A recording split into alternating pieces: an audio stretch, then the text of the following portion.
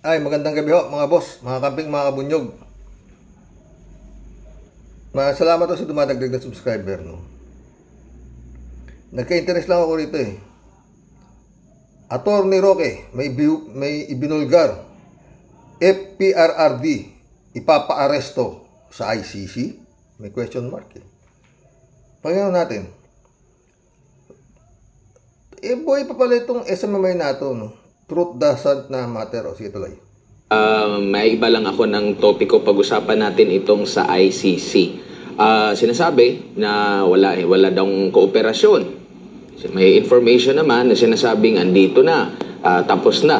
Magaling talaga to si Harry Roque. Ngayon lang ako, para sa akin ngayon itong araw na to, tama si Harry Roque, mga boss. Pakinggan natin, ha? May panganong isang dating senador, tapos na raw yung investigasyon.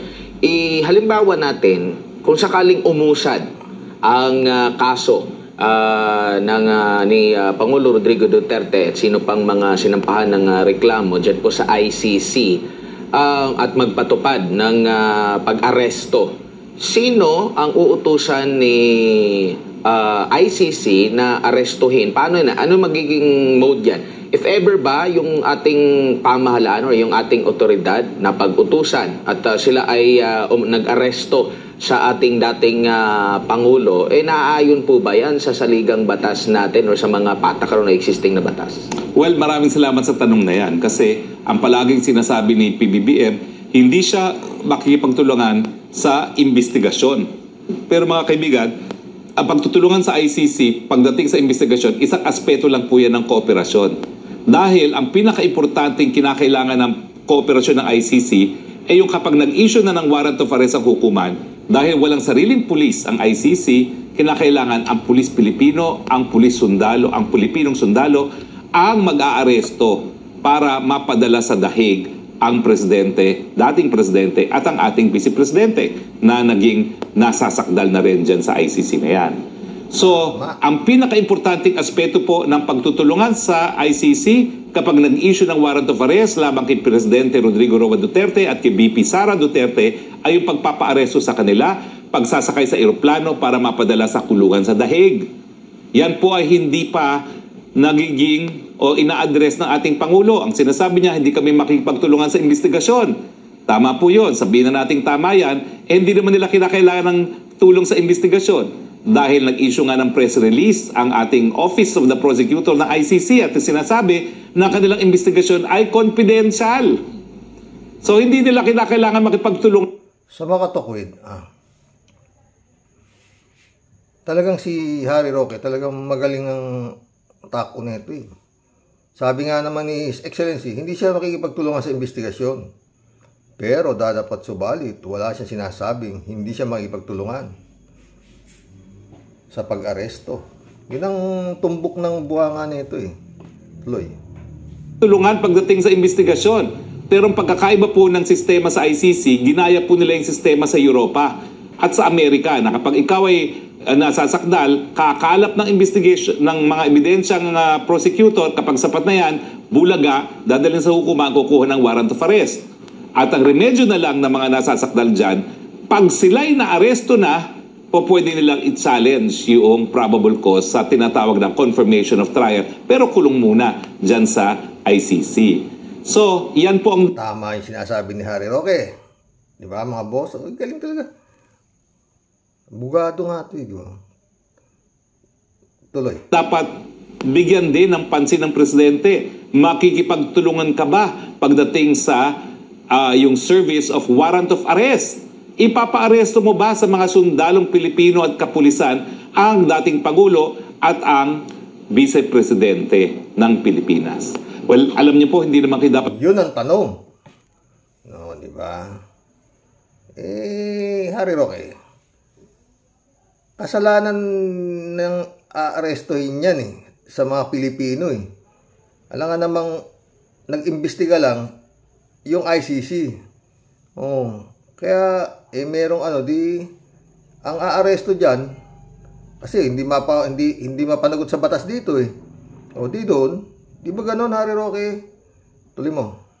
Dapat maging abogado para sagutin yan Una-una, alam niyo sa Pilipinas, hindi gaya sa Inglaterra na ang hari ang simbolo ng soberenya at ang Prime Minister ang hepe ng gobyerno. Dito sa Pilipinas, pinag-isa natin ang simbolo ng soberenya at yung head of government sa presidente. So pag pinaresto mong dati mong presidente, para bang pinaaresto mo yung soberenya ng bansa dahil siya ay naging simbolo ng soberenya. Bukod pa dyan sa katotohanan na pinagbabawal ng saligang batas ang mga dayuhan na maghimasok sa ating mga Hindi ako sang-ayon sa dyan.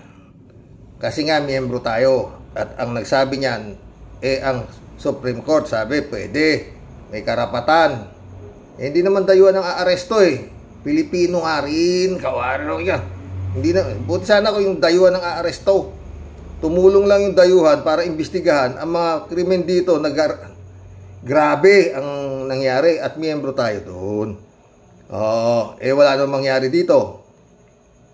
Grave threat nga lang, hindi pa na sibak na agad di ba? Kaya ikaw maka-ano ka lang din no? Internal Affairs, kasama na dyan yung paglilitis sa mga kaso na nangyari sa Pilipinas. Ang rule po, seloso po ang soberenya. Hindi po pwedeng mga dayuhan nakikisawsaw. Ang tanging exception, yung teorya ng auto-limitation. Nagmiyembro nga tayo dyan Hindi naman tayo pinilit na magmiyembro dyan. Tayo ang nagmiyembro dyan noong panahon ni Pinoy. At pirmado nga si His Excellency dyan. Tuloy mo. Mamaya may bolang kristal Pag pumayag po tayo nung minsan, pero natapos po yung pagpapayag na yan, 2019, isang taon matapos po na bumitiw tayo sa ating pagiging miyembro sa ICC. So wala na pong dahilan para makipagtulungan. At kapag nakipagtulungan pa po ang ating gobyerno pagdating sa pag-aresto, yan po ay paglabag na sa ating soberenya. Yan po ay unauthorized detention na po pwedeng dalhin sa hukuman at maging dahilan para mag-issue ng habeas corpus kung naririto pa sa Pilipinas. Kaya ang aaresto hindi naman yung International Criminal Court, kung hindi yung mga kapulisan ng Pilipinas. Diyan dito Kung sila papasok dito, tapos aarestuhin nila, wala sila ang uutusang umaresto nga makikikooperate nga yung Pilipinas para arestuhin niyang heinous crime na yan na maraming pinatay na mga yung Pangulo mo na daming pinagpapatay ng war on drugs niya. Tuloy mo. Pero pag yan po ay pinadala na sa the Netherlands, edi mawawalan na ng soberenya at jurisdiction ng Pilipinas sa pagkatao ng dating presidente at ni vice presidente. Doon mo nga ipagtatanggol. Di ba ikaw ang abogado? Pagtatanggol mo, hindi pa naman guilty. Ikaw naman. Di ba pupunta ka ron pagtatanggol mo? Iimbestigahan pa naman doon bibigyan naman ng pagkakataon yan. Sumagot, di ba? May abogado, ikaw nga itong abogado, di ba? Gulo-gulo mo tuloy. Ang tanong, dahil kung talaga 7 hours pa lang itong banat nitong si Roque ang matutuloy ang plano at pati si Inday Sara ay maging akusado, bagamat ang akusasyon sa kanya ay lumutang lamang matapos siya maging vice-presidente. Alam mo, reklamo ng BP Sara, yung mga panahon na nabuo yung Davao Death Squad, mukhang nasa high school pa ako Paano naman ako? Aminado ka na nahuli ka na naman sa bunganga mo, sabi mo. Nung panahong nabuo yung Davao Death Squad, nasa high school pa lang ako, kamo. Di merong Davao Death Squad. Si Roque nagsabi, ikaw talaga, nung panahong nabuo yung Davao Death Squad, mapahamak. Naku, sige, tuloy mo. Ako madadawit dyan? Well, yan nga po ang tanong. Pero ang tanong po dyan, sino ang magiging vice president kapag kinulong si Inday Sara sa dahi? Eto na, parang chika minute na to. May mga blind item pa si Ana Roque dito. Ito ako dito Alam niyo po hindi po automatic na ang Senate President magsasaksid. Ang magsasaksid lang po ang Senate President kung sabay na mawala ang Presidente at ang Vice Presidente. Pero pag nagkaroon ng vacancy sa Vice President, appointive po yan ng Presidente sa hanay ng mga miyembro ng Kongreso. Kaya nga, malakas po talaga ang posibilidad na meron nagnanasa na maging Vice President ngayon pa lamang sa pamamagitan ng pag-aaresto kay BP Sara. Hey! Sino yan? Sino? Senado ba o Kamara? Ikaw. Babae o lalaki? Ay, ikaw. Ito na naman po. Ayan na. Ito po ang Labas. inyong kaminyong. Tinitignan ko po ang aking bolang kristal. Labay! Pucha, kaminyong pala ito. Visit ito, kala ko. Kala ko, ano ka? Kaipe, kaminyong pala ito. O, sige.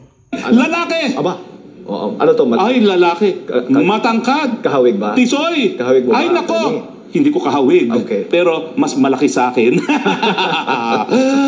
Oh my gosh. May kahawig. Pinkish. Pinkish. May halo ba?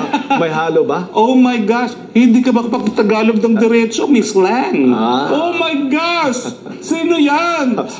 Ano ba? Oh my goodness! Kinikilalang liderato, leader ng isang kapulungan. Sino kaya ito? Kamukha niya si... Sino? Ano ba yung mukhang kapre na tinatawag dito sa Mindanao? Hindi ko na alam kung anong tawag doon dahil hindi ako Bisaya. Doon ba siya sa lugar na may nagsabi na I shall return? Ay, nako. Yan ba? Oh my gosh, ang sinasabi niya, I shall be Vice President. Oh my goodness. He shall not just return, but he shall be Vice President. Ang hangad niya talaga, mas mataas sa posisyon na hindi siya hinahalal. Ay, patay na. Ano ba yan? Bolang Kristal, ayaw ko na sa'yo. Ayaw ko na sa'yo. Palagi kang bad news, Bolang Kristal. Huwag na natin basahin ang Bolang Kristal. Hapon, Pebrero 4, taong 1899 ng... Tama na yan. Ha? O, ano masasabi ninyo kay Harry Roque, mga boss? Mukhang delikado na si Digo, mga boss. Kanina may vlog si Atty. Enzo na si Harry Roque rin ang topic niya kanina. O, iba naman.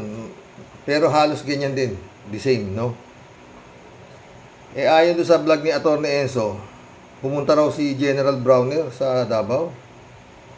At mukhang binabalasa na yung mga kapulisan doon. Oo. Kasi parang ganun parang ganun. Kasi nga raw baka magamit ni Duterte. No, mukhang ano na. Mukhang tama sinasabi ni Harry Roque na tama ang sinabi ni His Excellency na siya ay hindi makikipagtulungan sa investigasyon. Pero sa pag-aresto, wala siya sinasabi. Ayon kay Harry Roque, wala nga sinasabi, di ba? Kailangan pa bang makipagtulungan ng Pilipinas sa investigasyon ng kung totoo yung war on drugs na maraming nangamatay, di ba? Kinapapanood naman sa buong mundo kung ano nangyayari dito sa Pilipinas, di ba? Nung panahon ni Duterte. Napapanood naman yung kung anong sinasabi ng bunganga ni Duterte. Order ni Duterte. Sagot ko kayo, kill, di ba? Plus yung testigo na mga killer niya rin mismo, si Matabato sa Casilas Cañas. Kaya kaya palagi ko sigurado na itong Yun na nga lang, sasagutin na lang nila yung mga akusasyon sa kanila at yun, titimbangin nyo kung ano isasagot nila doon sa dahig. Yung problema, ano nga sasagot nila dyan? Mukhang mukhang moot in academic na no? Diba mga boss? Pero yan sinasabi, God moves very mysterious way, diba? Kalain ba ni Digong yan? Ganyan mangyayari, diba? Lahat may katapusan. Pumunta na ay sa balita kay Atty. Enzo pumunta na sa Davao at yun nga binalasa na yung mga 700 pala yung mga kapulisan daw dun na sabi at yun parang inalis na yata parang protection, baka maging protection pa raw ni Digong. Kaya maganda-ganda ho itong aabangan natin to, parang to, pelikula to, action. Parang kagaya rin ng mga raid nila Paruhi nung ginawa kila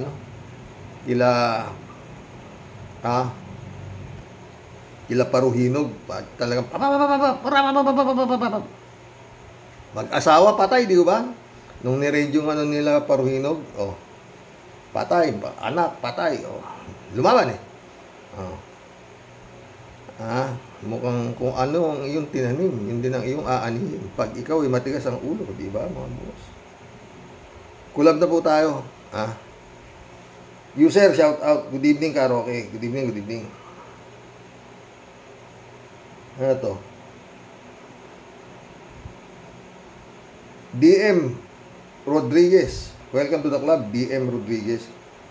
Dinaya nila si Lenny Robredo. Tikom ang bibig ni Digong. Kasi pati si Sara mabuking saka. Nakasama siya sa dayaan.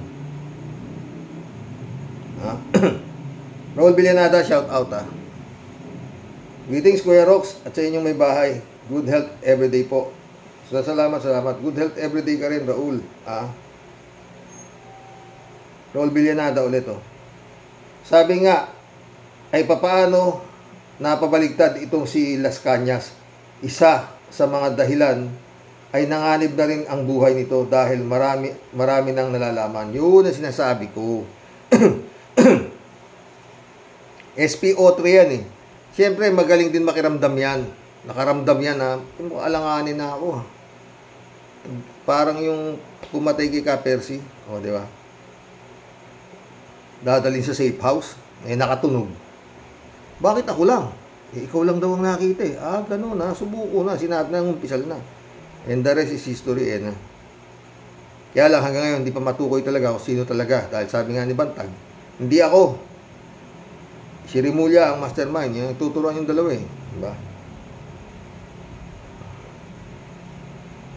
Dito sa nangyayari sa atin mga boss.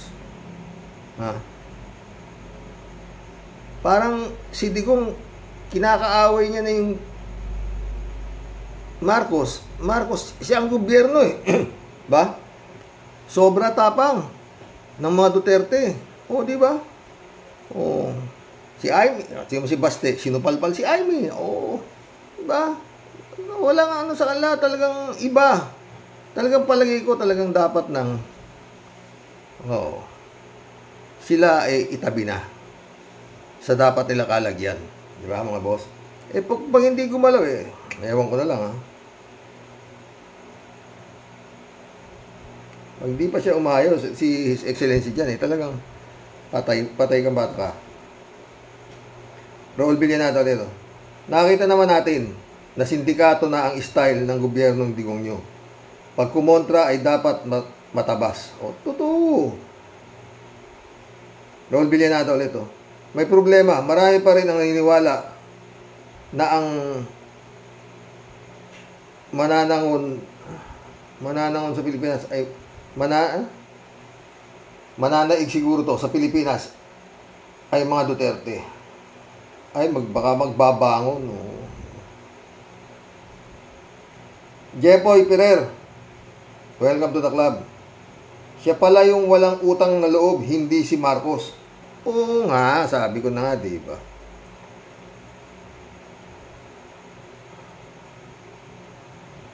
Antonio Escobar,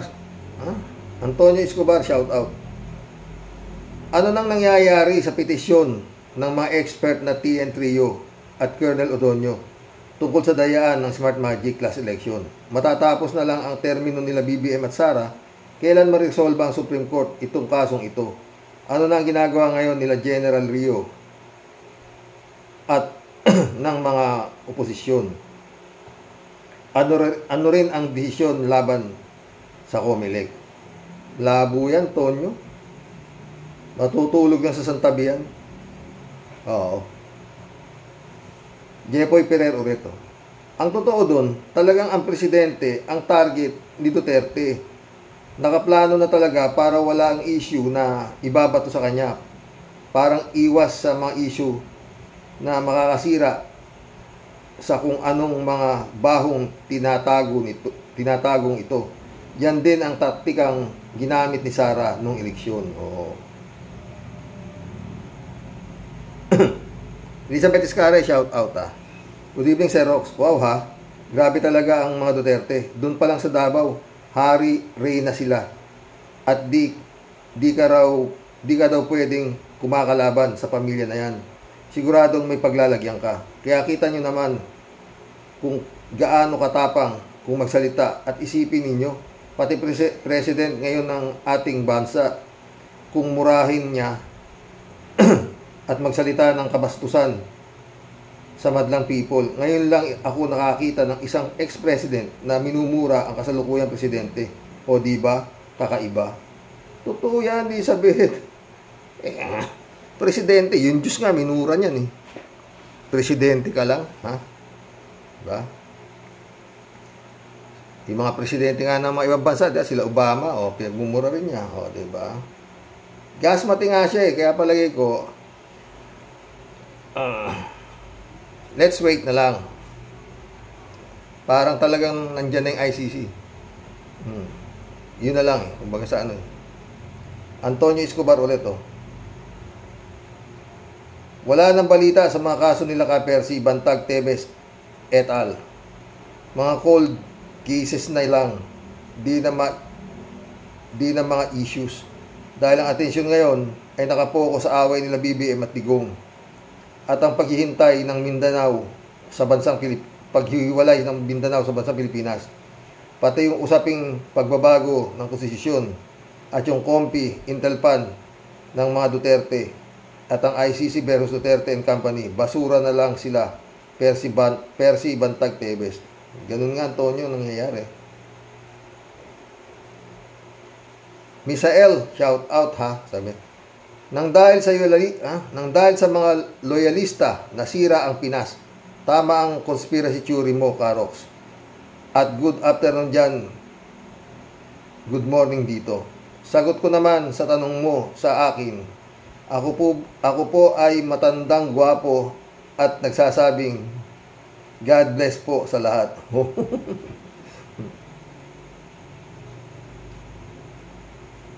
Elizabeth Iscari ulit to. Si Rox, yan si Amy na yan. Siya ang nagbigay ng pondo doon kay Duterte. Kaya pala nanalo. Yan Digong na yan sa pagkakapresidente. O yun nga. Yun naman talaga totoo eh. Wow. At dyan nabudol ang mga Pinoy. Akala kasi matino itong Digong na yan. Yung pala, siya na ata ang may pinaka-worst president. Wala na talagang magiging worst pa dyan. Sa pananalita, lahat. Talo pa nga, maganda pa magsalita yung mga barangay captain dito eh. Antonio Escobar ulit oh. Nasa na nga pala si Roy Mabasa ng Lapid Fire? Nasa Amerika na ba ang pamilya nila? Nga eh, wala na no. Sumagot si Johnny Bigud oh. Shout out Johnny Bigud ah. Nagtataka din ako kung bakit biglang tumahimik itong si Roy Mabasa. Palagay ko kung hindi ito tinakot, eh nabayaran na lang. Wala akong masabi dyan. Alejandro Bidad. Shout out Alejandro Bidad. Xerox, kay kending-kending kayo dati ay may kending-kending kayo dati sa niya, hindi marunong mag-English at gumawa ng batas. Ngayon wala nang kending, marunong na ang bilis na to, natuto. Pwedeng mag-bar exam Okinawa, Japan.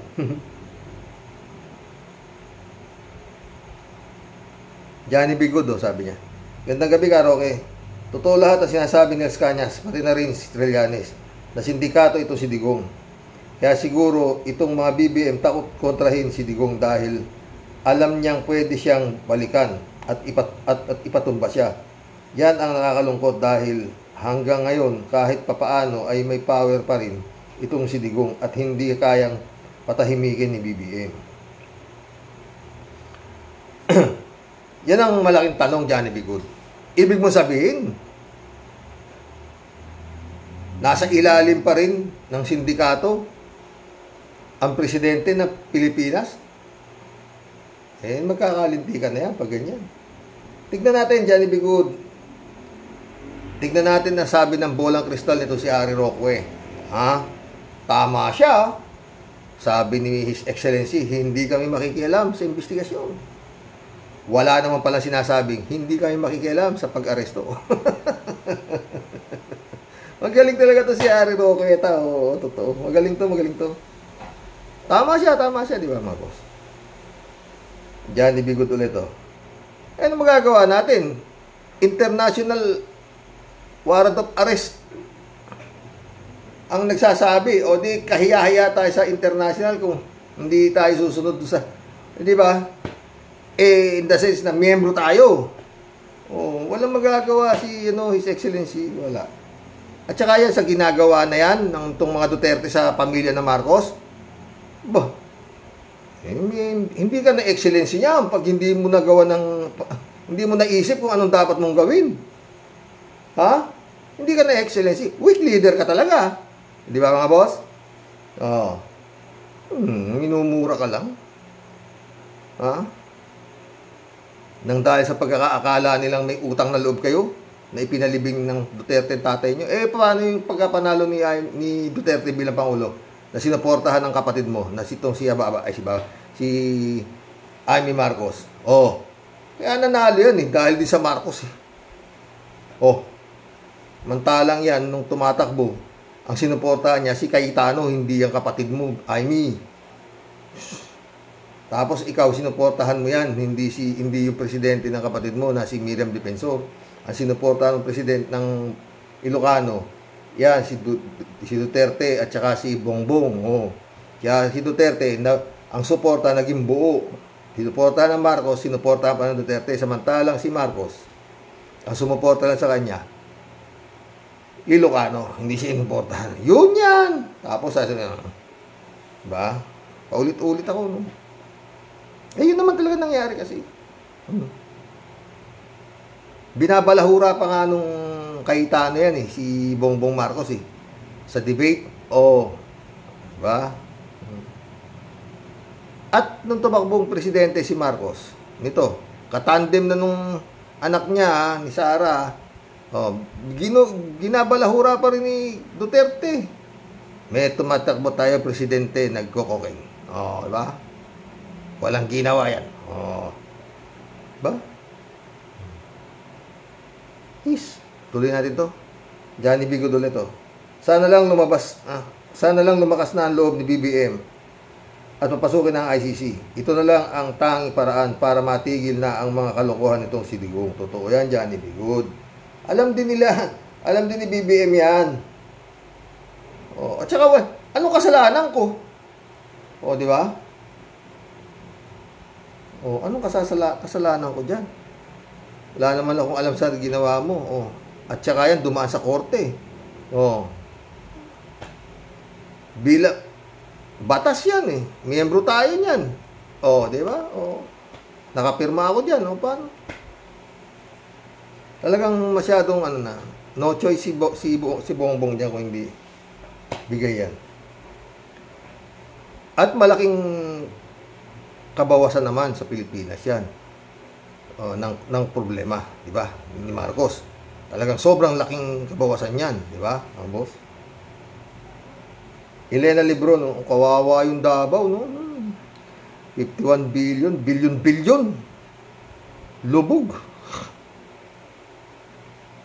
Sabi niya, si Elena Lebron, ewan ko kung kailan matatapos ang kalagiman ng mga Duterte halimaw. Talaga sila sa Davao. Tapos itong mga baliw na uto-uto na palagi lang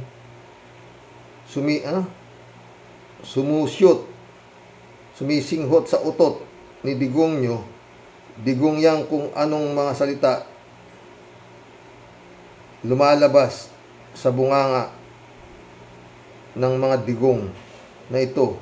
Nag-aleluya kayo por Diyos por Santo na adik at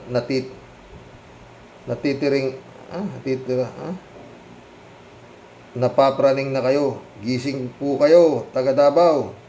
Sila talaga ang mga Duterte, sila talaga ang mga Duterte ang gugulo sa buong Pilipinas. Kunwari na hindi magaling ang Marcos administration. Ano ikaw?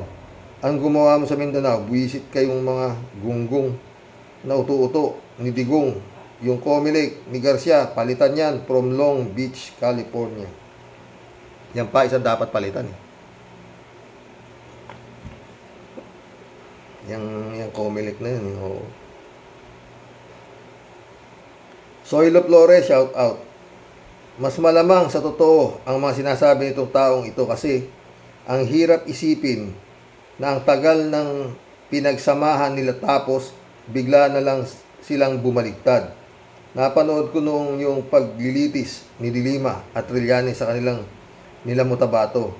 Magtataka ka talaga bakit bumaligtad ng 180 degrees ang mga pangyayari. O, diba? Johnny Alakaden, shout out ha. Karaoke, sa pagmumukha pa lang ni Digong, mukhang halimaw na.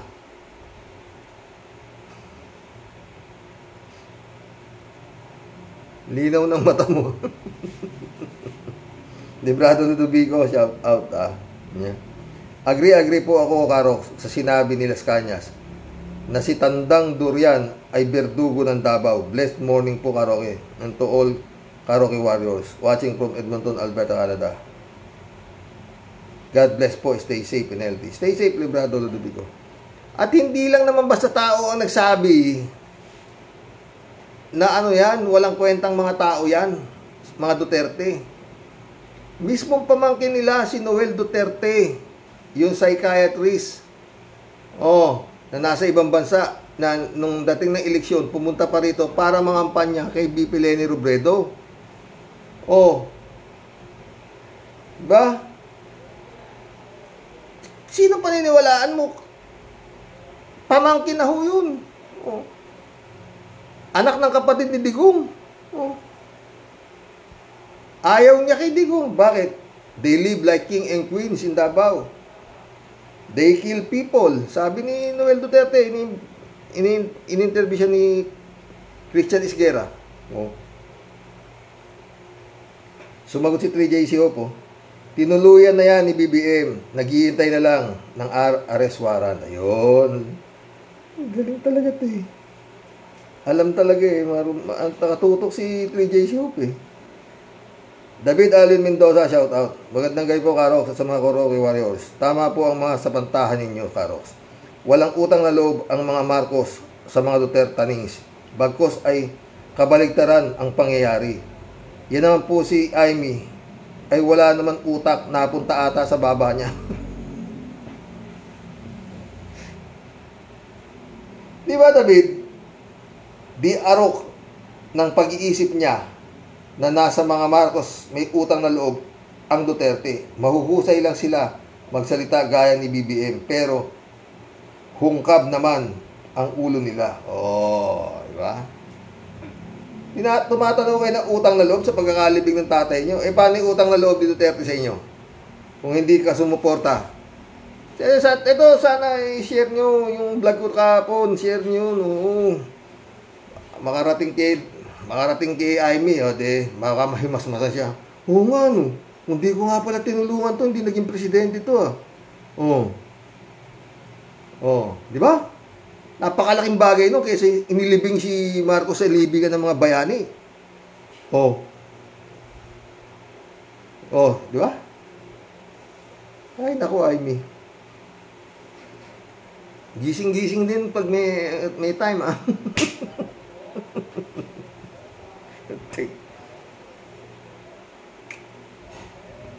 Kung hindi sa Marcos, hindi naging presidente si Duterte.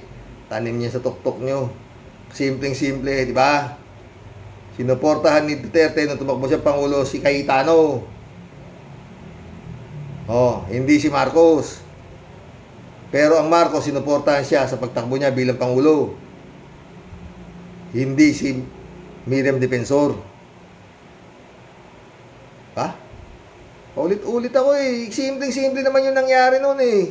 Walang dayaang nangyari noon. Dahil kung may dayaan nun, si Marrosa na mananalo presidente. Common sense naman. Tapos pinagbintangan nadaya raw siya ni BP Leni. Kaya ka natalo. Hindi ka sinuportahan ng Duterte. Ganon kasimple yun. His Excellency. Oh. Kung sinuportahan ka ni Digong, baka panalo ka. Vice President ka ni Digong. Oh. Ang sinuportahan ni Digong, si Cayetano. Oh. Librado Ludovico ito. Salamat po sa mga isiniwalat ni Mr. Las Cañas. Sana ay gamitin ito ng gobyernong ito para tuluyan ng itong si Tandang Dorian Tutae kasama na ang mga anak niya. Wala nga naman di kayo maniwala dyan eh. Talagang dikit na dikit yan si Las Cañas. Kanang kamay nga ni Digong eh. O, di ba? Ana Pelgo, shout out. Kung ano-ano nang nasa isip ni Digong, inuusig na siya ng mga biktima niya ng EGK. Oh. Libra Girl, shout out. Good evening, Karox. Baka ang balak ni Duterte gawin ng probinsya ng China ang Mindanao, kaya gusto niyang ihiwalay at sila na ang maghahari sa Davao. Ano? Anong baka? Yun talaga. Kaso hindi naman lulusot eh. Libra Girl. Friend Shervin Sapeda, shout out. Christian Sen, shout out. July 7 Alcantara, shout out sa inyo mga boss. Friend Amy Bingson, shout out. Dolor Garcia, Belinda Magtangob, shout out sa inyo mga friend. Sabi ni Friend Shervin. Impong Basyang Team Tia Deli Sintaos po. Bumabati po ng may masayang ngiti sa lahat po ng aking mga ka-warriors the great. Masasabi ko po, Xerox, sa topic mo today, tama naman pong lahat ng mga conspiracy mo po, Xerox. Walang sablay, tumpak na tumpak. Mutabato, Las Cañas, walang duda, Xerox. Dapat po silang saluduhan dahil po para sa akin tunay po silang bayani at handa pong harapin ang hari ng kamatayan sa ngalan po ng katotohanan. Nakagawa man po sila ng mali. Ang mahalaga po, Xerox, nagbabalik loob po sila sa Diyos at nagsasabi ng mga kasalanang nagawa. Totoo yan, friend, ha? Labag man po sa kalooban nila. Labag man po sa kalooban na sinunod, pinagsisisihan po nila ang mga pag-aalipin sa hari ng mga hari at may lahing Satanas. Sana lang po talaga, Xerox, huwag sayangin ng mga kababayan po natin ang mga taong nagsisiwalat po ng katotohanan. Handa pong magbuwis ng buhay para po mamulat na po tayo sa tama. Pagbayarin ng mga utang sa bayan ang kanila pong mga kasalanan. Matigil na po lahat ng karahasan at patayan hanggat andyan pa po sila. Wala pong babangon at tatahimik na Pilipinas. Huwag po sana nating sayangin ang pagkakataon. Gising po tayo. Ang may kumikirot na rayuma at bigat sa dibdib, Impong Basyang, lalayas na po muna. Rayuma ka ng rayuma, wala ka ng rayuma. Ngayon sa muli po, ang sa inyo pong lahat, tunay pong nagmamahal. Makulit but sweet, super sweet. Ito po ang inyong asungot na Tia Deli. God bless po, Xerox. Ingat po palagi. Rocky Warriors here. Shout out, Sister Grace. Messi, Papa. Ay, Friend Shervin. Ano to? Libra girl ulit to. Good evening po, Karox. Sana nga, Good evening po, Karox.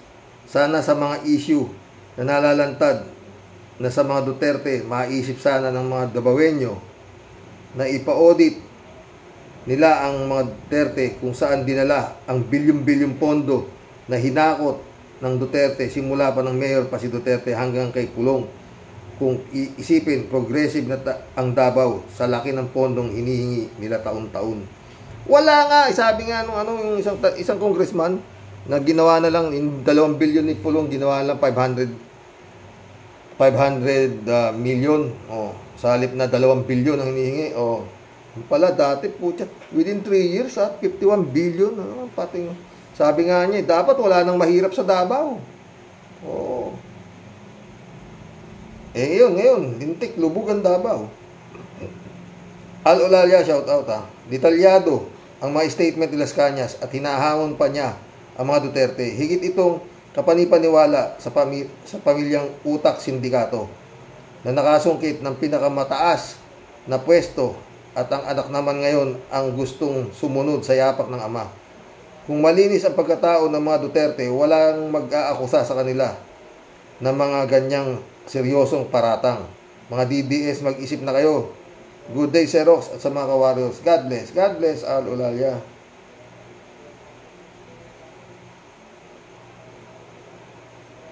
Ano to? Richard Langkay. Welcome to the club. Halimaw o demonyo, sabi niya. User, shout out. Isa lang ibig sabihin yan, mga tao sa Pinas, madaling lokohin. Sa mga green jokes, huli, kiliti nila, hindi tumitingin sa malinis na record ng isang lingkod bayan. Totoo yan, user. Ibig sabihin, talagang mga tanga, mga wakan. Kalat ni Baya, shout out. Good morning, Karoke. Wala nang patumpik-tumpik. Bombatsuin mo na kaagad, Karoke. Hello, Mama Bear. Malapit na. Itong February talagang ma-ooperahan siya. Anyway, sana maging successful ha. Anyway, talagang ano yun. Magaling naman yung pubigay ni. Ano ito? Kalat ni Baya. Halimaw ng Calderiera. Yun yun. Kabayo. Hello, Miss Akira Milus. Pleasant day. Ingat, sabi ni Kalat niyo. Shout out, Akira Milus. Shout out, Ted. Sabi niya. Sa katusuhan ni Digong, siya'y naging halimaw ng Pilipinas. Akala ata ay maiisahan niya ang taong bayan sa lahat ng krimeng ginawa niya. Hindi niya inisip na karma ang kapalit nito at matagal nang nagsimula at magpapatuloy pa. Totoo yan, Ted. Ha? Kalat ni Bayo ulit. People, I tell you people, sa susunod na eleksyon, ay siguradong tatakbo sa pagkasenador si Idol Francis Leo Marcos. Kaya simulan na nating higpitan ang ating mga sinturon. Patay tayo dyan. Wala na naniniwala kay Gago eh. Marilo Pabianak, shout out ha. Happy and blessed Monday po tayo at sa lahat ng warriors. Sa mga expose ni Mr. Las Cañas, talaga pong nakaamba ang malaking pagbagsak ng mga Duterte. Si Sara bata pa. Ang hirap na maharap niya sa ganitong sitwasyon. Sayang na sayang, masyado silang napaibabaw sa kapangyarihan ng paggawa ng masama sa kapwa. Nararapat lang na mabigyan ng katarungan ang mga biktima nila na ikatatahimik na din ng kaluluwa nila. God bless po tayo sa mga kawarriors. God bless, Marilu Pabian. Ha? Alam mo, pag nakikita ko yung picture ni Sara Duterte, nung nagpakalbo siyang ganyan, yung mga itsura nila, oh. Anak ng wedding. Pakalbo. Napapanood ko po sa ano eh. Dito. Sa Facebook, ganyan. Kalbo, itsura, oh. Michelle Esguera, shout out my friend. Brother Elias Isyo, shout out ah. Boyong Kong Balong, shout out. Eman Escalona, shout out. Nak. Ha? Rosemary Javier, welcome to the club. Magkaisa na lang tayo na tulungan ang presidente na si PBBM. Nasa kanya naman yan. Wala na tayong magagawa dyan. Sa tungkol sa Duterte, sarili niya, magpasya siya ng tama. Ngayon, kung magpapasya siya ng mali, at hindi siya makikipag-cooperate sa pag-aresto dyan sa mag-aama na yan, ano magagawa natin? Kung siya ayaw niya tulungan sarili niya eh. Di ba? Reynaldo Gonzales, oh. Masyado nga naman Xerox nakapagtataka. kasulpot-sulpot Duterte noong 2016. Nanalo pa, galing lang sa pagka-mayor. Naungusan mga ibang kandidato na galing sa Senado. At Vice President nung pala nakahokus-pokus sa kampanyahan. Wala nga dayaan noon pala, sa buwatan meron. Ang mahirap lang, naiboto Duterte, hindi nalaman ang mga pinagagawa sa Davao ng napatayan. At naloko tayo dahil ang pumutok magaling na Mayor Duterte dahil tahimik at maayos Davao. Kaya naghahanap ang mga tao noon ng mga panahon na yun ng ganong leader. Daming nabudol, anak ng pating. Buti nilang nawala ako sa master list na yan, butuhan na yan sa presidente. Mukayain mo si Ka-Percy, nadali pa para ikampanya. Sus Mariosep.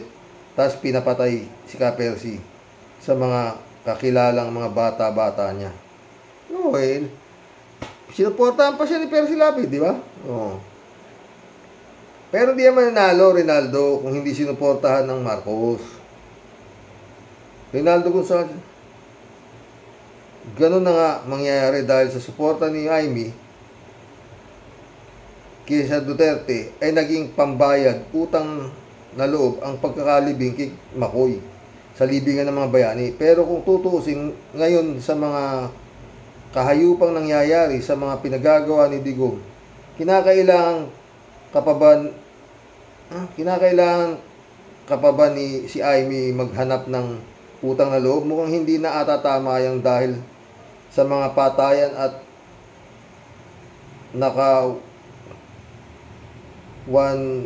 sasagot Duterte, gagawin pa bang utang na loob? Yan dapat sa taong bayan mag-isip at ilaan kung papaano hihingi ng utang na loob. Kaya tayo nagkaloko-loko, pipili itong si Jaime sa loko-loko pa. O, di ba? Yannick Ordobe, shout out. Mas malupit pa ata sa halimaw, biro mo, yung kapwa Pilipino kung ipapatay niya sa war on drugs, parang mga manok lang. Sa Chinese BFF niya, drug lord, walay buhay na buhay. Totoo. 3JC Hope sabi, Sir Rox, sabi nga rin ni Rascañas na addict din si Baste. Tawa-tawa siya. Tapos ang kapal ng apog sabihin si BBM na mag-resign. Bakit si Baste na-elect na mayor addict din? Ay, kanila nga pala ang Davao. O, diba? Ikaw naman. Maski katulong ni Duterte, pag pinatakbong mayor sa Davao, mananalo. 3JC Hope ulit. Sir Rox, akalain mo, nag-ask pa pala si Diggs ng isang Indian ba yun, na businessman na nagkatransaksyon ni Diggs. Nag-ask si Diggs, how can he obtain a nuclear arms? Wow, talagang nag-aala Kim Jong-un ng North Korea, si Tatay Diggs. Di natin alam, friend Jane, baka hindi mo alam ang ano niyan, sa dami ng pera niyan, baka meron ng ano yan. Di natin alam, sobra tabang diba? 3G Shop ulit Alam mo, Sir Rox, ang daming issue tungkol sa mga Duterte. Drugs, guns, foul mouth, secession, ICC, at kung ano-ano pa. Pero sa totoo lang talaga, Sir Rox, hindi ako makapaniwala na meron pa talagang die-hard fans. Naku, maniwala ka na, friend. Si Kibuloy nga, tignan mo. Ganun kabaliw di ba? Di nga, Sir Rox, alam mo na sobrang bastos ng bibig, sobrang yabang, walang respeto sa babae, at higit sa lahat, lapastangan sa Diyos. Di ko talaga magets ang tao. Oo, sinabi na nating zombies sila. Pero bakit sila nagiging zombies tapos nagrereklamo sila ng hirap ng buhay pero Duterte pa rin ang isinisigaw? Naku, friend, tuloy natin. Tanga na akong tanga. Pero paano ba nagiging tanga ang isang tao? Di ba nagiging tanga lang ang tao kasi wala siyang alam. Pero ito, alam na natin ang kawalangyaan ng mga Duterte, pero sige pa rin sila ng Duterte pa rin. Hay, sabi niya, nagbent lang ako, Sir Rox. Ang sarap kasing pagsasapukin ng mga ito para magising. Ha? Tawa-tawa. Naging violente tuloy ako. Nakakagigil kasi, Sir Rox. Para ka rin si Prince Erwin eh. Namimiss ko si Friend Amy Bingson, totoo. Malupit din yun eh. 3J Shop ulit. Sir Rox, di nakatikim si Manang Amy kay Baste. Di nakatikim si Manang Amy kay Baste. Pinahaya si Amy ni Baste na hindi naman daw talaga siya nagsorry as in sorry sa mga sinabi niya tungkol sa presidente. Sa bagay, di naman marunong mahiya yung Amy na yan. Pero ang point lang dito si Baste nagpakita ng solid siya sa pamilya niya. At si Amy traidor sa pamilya Marcos. Bali, pinamukha ni Baste kay Amy na ang mga Dudes ay solid at ang mga Marcos ay hindi. Galing mo talaga, pre, na kalahin mo. Kalahin mo na tumbok mo yun. Lapit na mag-isang oras. 3J Show ulit ito. Sa bagay, Sir Rox, mabuti na rin yung nangyayari sa mga Dudes. Ngayon, alam na nilang nayanig ang kanilang paghahari-harian sa Davao. Kung dati tahimik lang ang kanilang paghahari sa Davao, ngayon nabulgar ang kanilang mga sikreto. Kaya galit na galit si Baste. Una na ang 51 billion pork barrel ni Pulong. Pangalawa, si Sara daw ang utak ng tukhang. Pangatlo, si Baste drug addict daw pero naging mayor. At marami pang iba. Totoo yan. 3J Shop ulit Akalain mo si Kibbs pala ang bumibili ng mga armas ni Diggs. Talagang ginawang tanga ni Diggs ang mga Pilipino. Hindi lang tayo ginisa sa sarili nating mantika. Piniprito pa. Parang ganito lang yan Siniswelduhan ng mga Pilipino si Diggs bilang presidente noon at yung pinapasweldo natin sa kanya ay pinambibili niya ng mga baril para gawing panakot sa mga Pilipino. Totoo. Tapos Duterte pa rin ang sinisigaw ng mga tao. Ay, talaga. Ganun sila katanga, prena. Pinindot ko yung newest. Kala ko tapos na. And edit si Lady Anita. Magandang gabi po, Sir Rox. Mabuhay ang inyong programa. Dalayan ko po na mas dumami ang inyong subscriber at viewers po. Sa katotohanan po lamang, sabi niya. Salamat, Lady Anita. Marilo Pabian ulit Breaking news po, Tay. Speaking of Kibbs, tatakbo daw po sa Senado. Sabi sa vlogs ni Bud. Napasign of the cross po ako, Tay. What will happen kung mangyari yun? Tatakbo Uli na nga yan ng FBI Ladies Anita ulit Para sa akin, lahat na sinasabi ni Mr. Las Cañas ay pawang katotohanan. Naniniwala ako na talaga niya sa tagal niyang nagsiservisyo sa Duterte Tanings, ika ni Sir Percy Lapid. Umpisa pa lang tingin ko kay Duterte Taning hindi na talaga mapagtitiwalaan. Ang titigan ninyo ang kulay ng muka, maitim, ganyan ang kulay ng killer sa totoo lang. Alam mo ang kulay ng killer, Ladies Anita ulit Maraming salamat, Mr. Las Cañas, andyan ka na magpapatunay sa tunay na pagkahudas sa kademonyo ni Duterte shit at Kibulok. Pagbabayaran nila lahat yan. Ang Panginoong Hesus hindi natutulog. Ipagkakalob niya sa tamang panahon ang pagtatagumpay natin. Tiwala at kumapit tayo at pagtibayin natin ang pananalig sa Kanya. Totoo yan, Ladies Anita. Ladies Anita ulit Tayo po, Sir Rox, mga kakamping po, hindi dapat isumbat ang pagpapalibing kay Ferdinand Marcos Sr. sapagkat binayaran sila ng Marcos ng doble. Sila ang walang dapat isumbat. Kapal ng pagmumukha talaga ng pamilya ng Duterte Planings at Duterte shit. Katawa-tawa, Sir Roque. Sir Roque po, hindi ako galit. Sinasabi ko lang ang laman ng kalooban ko po.